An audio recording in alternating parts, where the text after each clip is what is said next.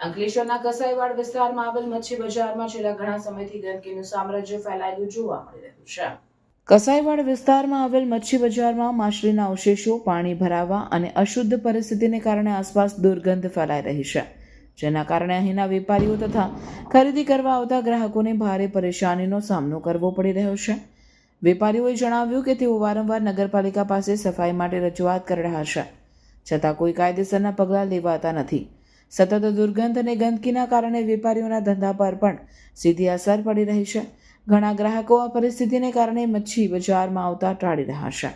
આ મુદ્દે વેપારીઓએ મીડિયાના માધ્યમથી નગરપાલિકાને તાત્કાલિક સફાઈની વ્યવસ્થા કરવાની માંગણી કરી છે. મારું નામ સજ્જુભાઈ મચ્છીવાળા. કસાઈવાડમાં જે મચ્છી માર્કેટ આવેલી છે તેમાં કચરો ભરવા બાબતે અમે વારંવાર રજૂઆત કરેલી છે નગરપાલિકામાં, પણ તેનું કોઈ નિરાકરણ આવતું નથી. એટલે અમારે શું કરવાનું એનું તમે નિરાકરણ લાવો, એટલા સારું અમે મીડિયા સમક્ષ ઇન્ટરવ્યુ આપીએ છીએ.